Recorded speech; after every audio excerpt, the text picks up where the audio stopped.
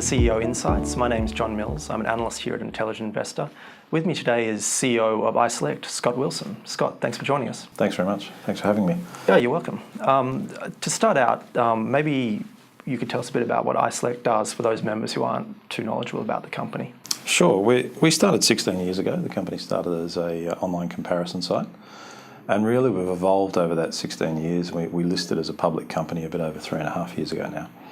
But we're the leading online comparison site, and effectively we go through and do a tailored needs-based advice for customers, and we have 9 million unique visitors that come to our 3 sites. So we have iSelect, InfoChoice and Energy Watch, and we return 6 million product recommendations a year to those customers and do about 400,000 sales. So we actually help the customer not only research the products, such as health insurance, we actually advise them on which is the right product that meets their needs, and then help them make that purchase.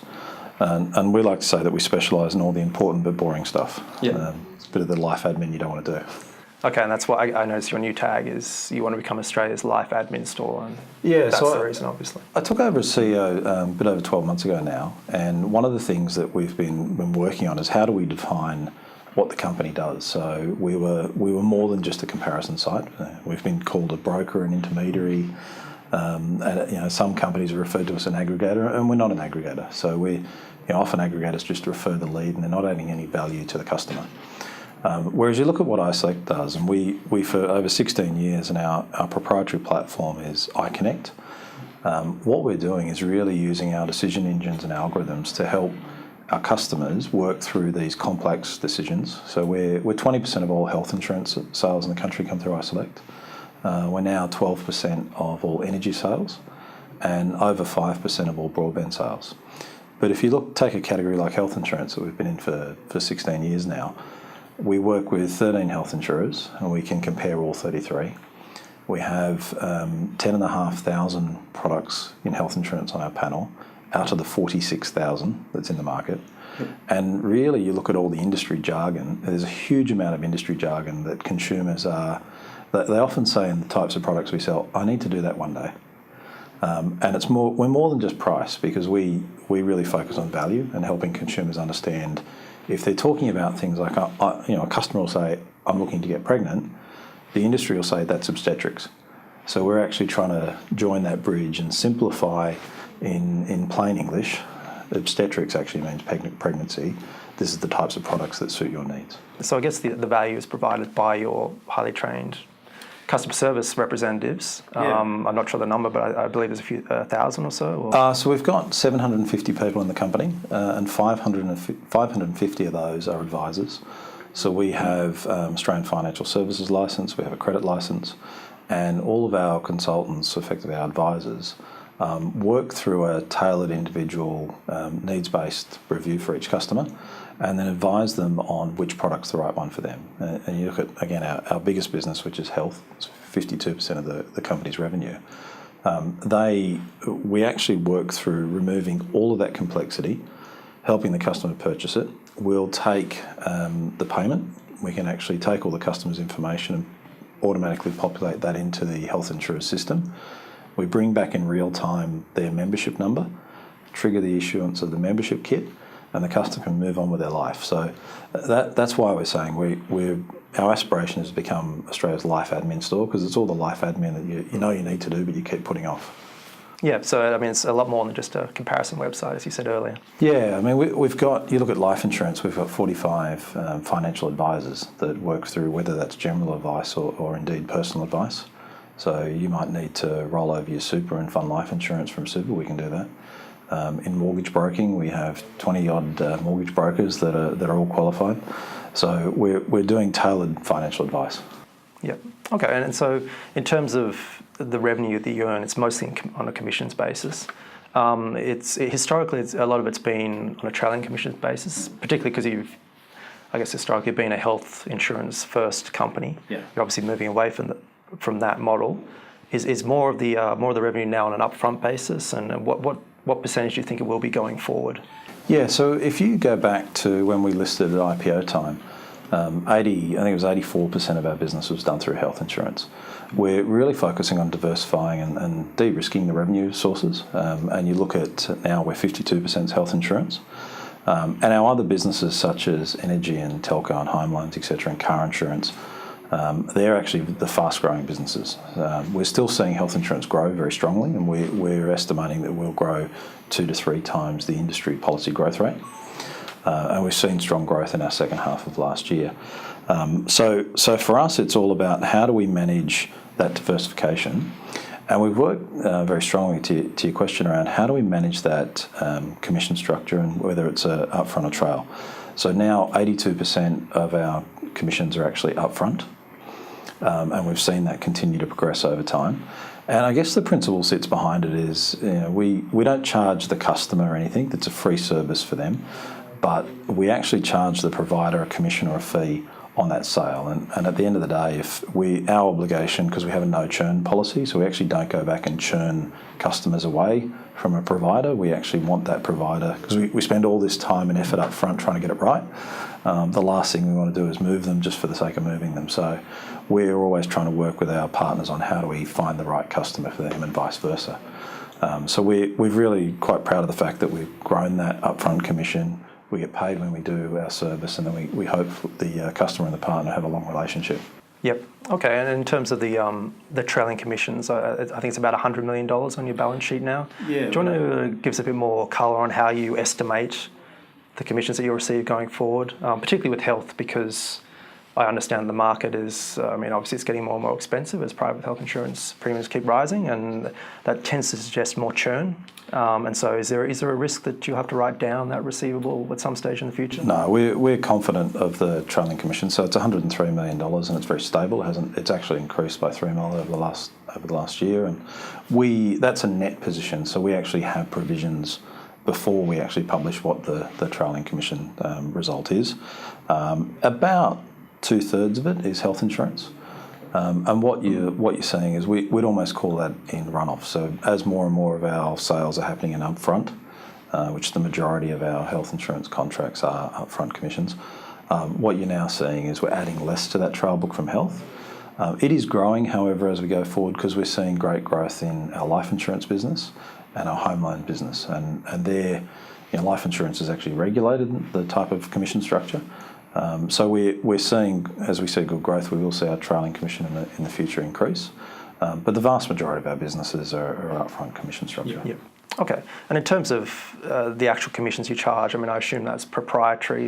You're not willing to reveal it. I noticed your competitor Compare the Market came out probably earlier this year and said they charge 28% of the first year's premium to health insurers.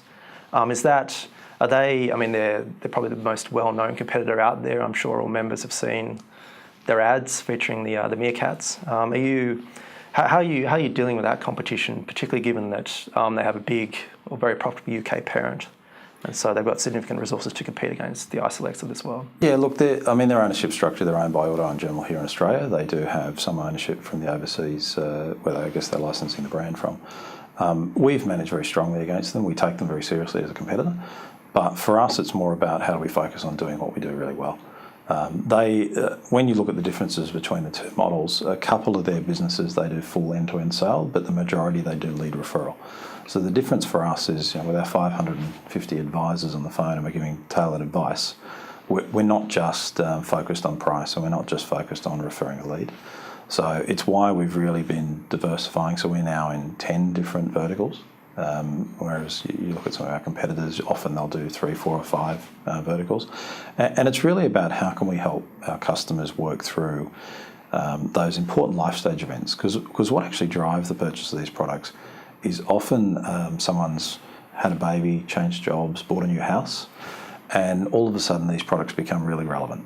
And that's when we have a role to play to say, look, if you're moving house and you might be talking to iSelect on electricity, which is great, but have you remembered to do your gas, your broadband? Have you remembered to tell your insurer that your car insurance, you're changing postcodes? Can we help you with a Foxtel? So there's often multiple products that we're now engaging with the customers and talking about the occasion and how we can help them do that life admin as opposed to just a single product. Yep. Okay, and that's your Porter website is aimed at that. Yeah, so we did a a partnership, I guess a strategic partnership back in January with Your Porter, which is a business that's owned by Hocking, Stewart and Barry Plant, and works for the real estate agents. Effectively, when you go and buy a house or rent, and say, look, I'd like my electricity, broadband, gas connected. We now power that business, and effectively those customer contacts come through to us. And it's because, again, we've really got the technology with our iConnect platform to be able to help customers. It might be one occasion we're talking, but how can we help you solve all those problems? And we see it in our contact centre all the time. Someone's moving house tomorrow. They haven't thought about the fact they need the electricity on, so the removalist can go in. We get a bit of a panicked phone call saying, quick, I need the electricity on tomorrow. As you get to the end of helping that customer, you say, have you organised your broadband and phone? And they go, oh, no. Yep. So that's really where we're setting ourselves up to be able to take care of all that hassle and the life admin for you. Okay, and in terms of, you mentioned your iConnect platform. I understand that when you took over, I think there were 7 different customer relationship management systems, yes, or CRMs. You're trying to combine them all into one. Is that what the iConnect platform, and what benefits do you see from that? Yeah, so there's 2 parts. I'll explain it. So you're dead right on the CRMs. We had 7 different CRM systems, and that's come from us, as a startup business, if you like, in the online space, getting into businesses quickly. And we created a tailored CRM solution for each business. So what we've just done now is we're partnering with Salesforce and replacing all of those CRM systems. And the reason we're doing that, apart from Salesforce, we've spent lots and lots on this great platform. We're combining it, and it'll streamline the customer experience. So we have, over our 16 years, clearly gathered a lot of information about Australians and their usage, their products, their needs. And we have a tool in our iConnect platform, which is our proprietary software, that can identify a single view of a customer. So unlike a bank where you go into a bank, they have all your transactions, you have to have a customer number and a login. And if you move from the credit card teams to the mortgage team, you need to go through the identification all again. At iSelect, we're not trying to force you to have a log-on or identification. That's our job to figure out who you are. And we do the data matching through phone number, address, postcode, and say, oh, you came in 2 years ago, you're back talking to us on electricity, how can we help you today? And what we're doing is combining that software with Salesforce so that in real time, a consultant, as you phone up or you're on the website, can actually identify a single view of a customer and then help them contextually to say, hey, we've seen you've come to us 3 times, you're back on this occasion and you're now changing jobs, how can we help you? So it changes the customer experience. Our iConnect platform is a proprietary piece of software. It's a number of tools that we have our own data science team that work at iSelect, which are about 16 data scientists plus a whole bunch of interns that we've launched this year. And really they work on how can we use our data and all the information we have to really help make the decision, help the customers make the decision easily.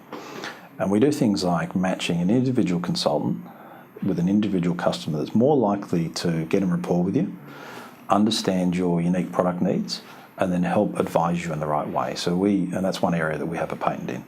So our iConnect platform is really around how do we effectively manage our customers and help them make decisions the best they can.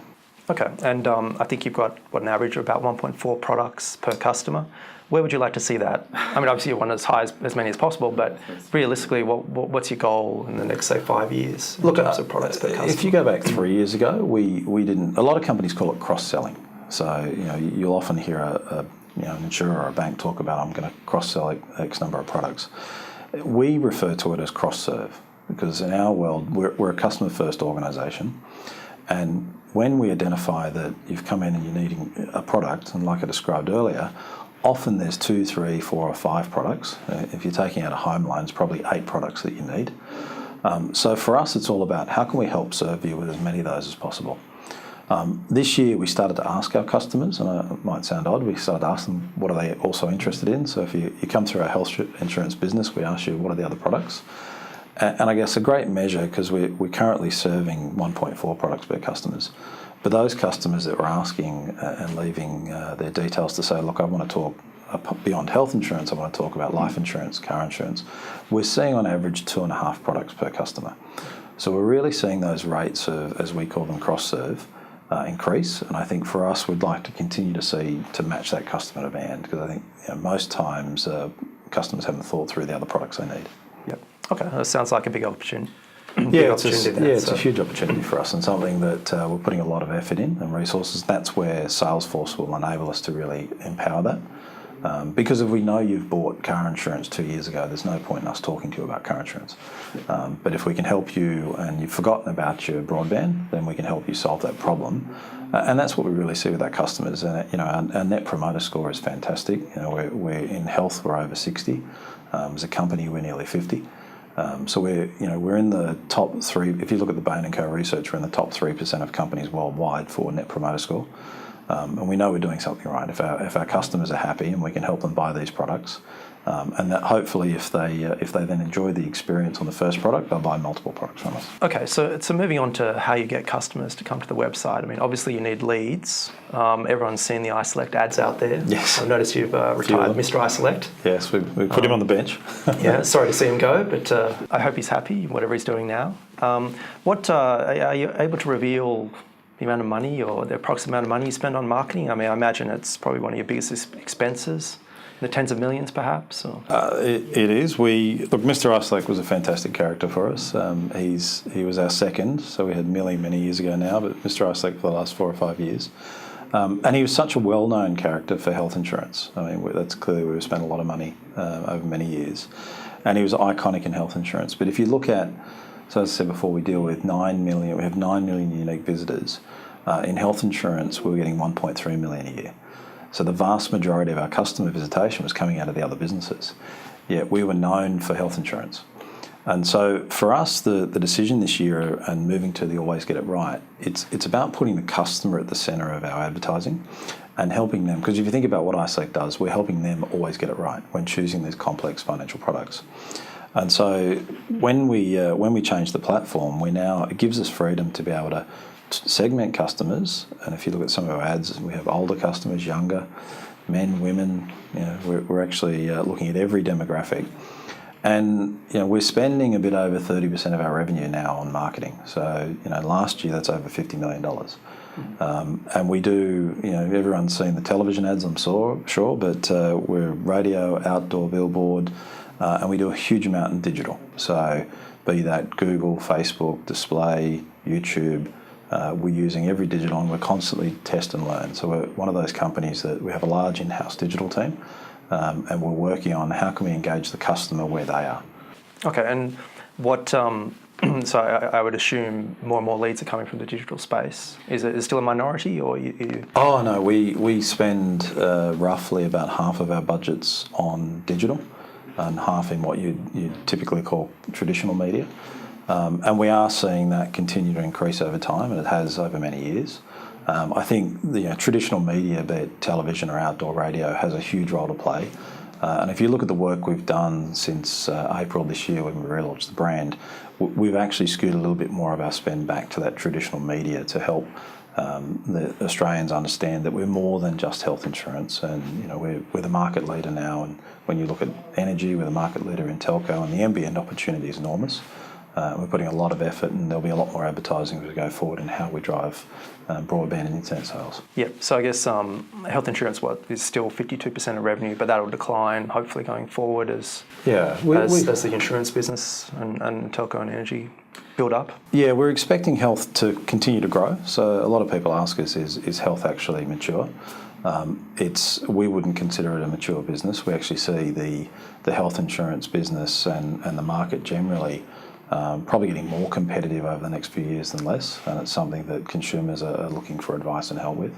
But as a share of our revenue, we're expecting the other businesses such as energy and telco to continue to grow rapidly, and therefore we will see over time, or we're expecting to see over time, that health will be a smaller share yet still growing.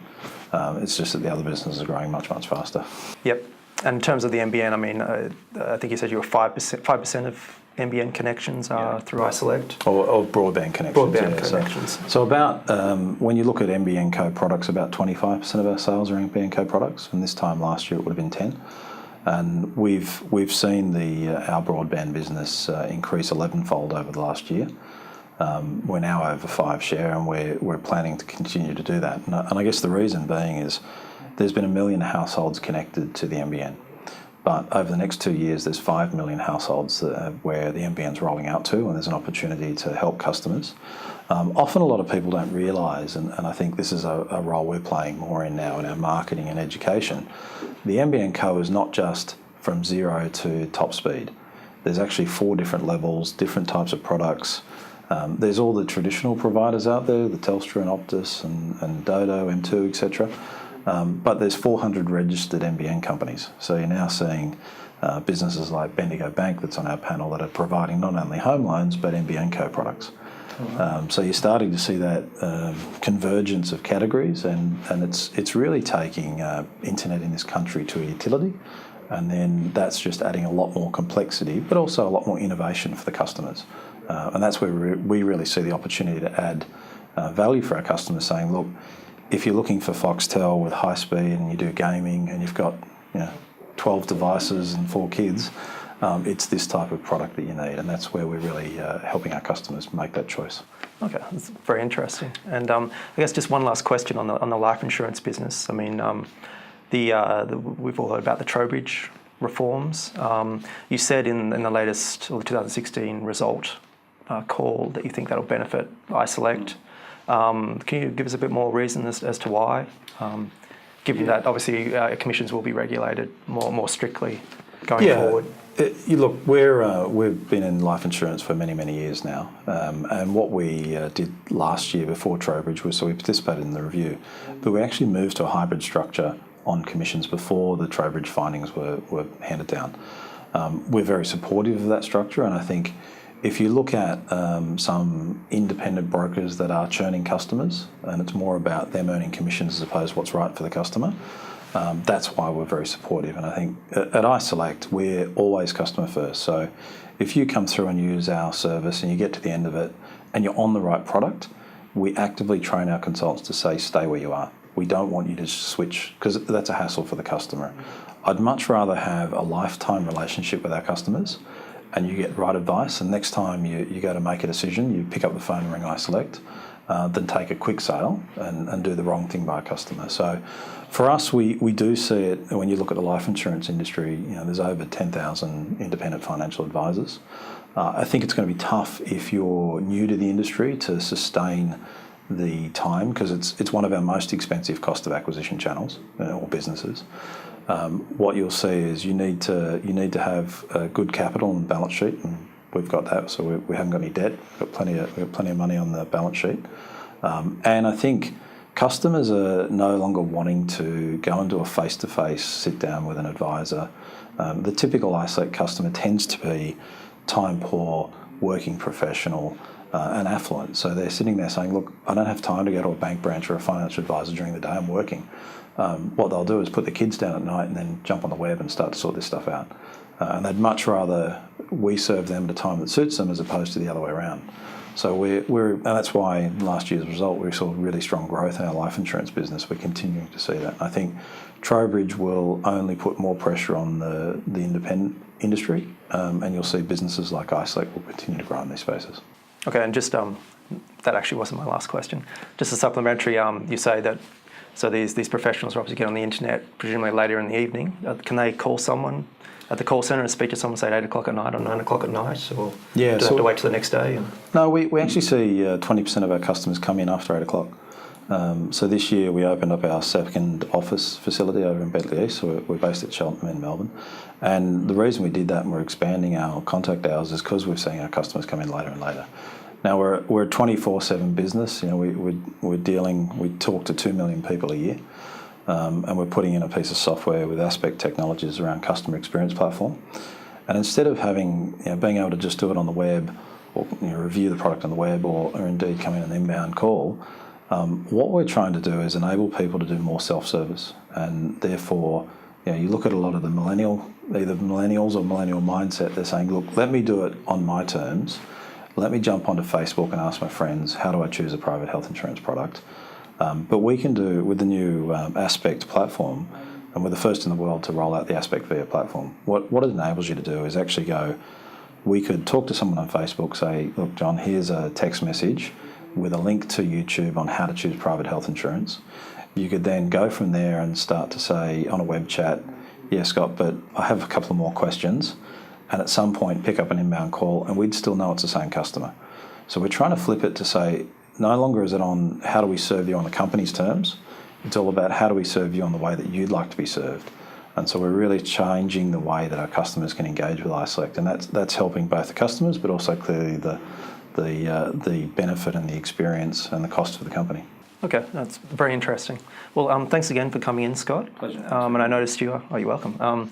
I noticed you recently bought some shares, so it's good to see that you have put some real money behind your business. So hopefully that bodes well for the share price in coming years. Oh, thanks for having me. We're doing the buyback at the moment, and I think there's good value in the stock. So I bought a couple of times this year myself. So yeah, lots of confidence in where the business is going. Excellent. Thanks very much.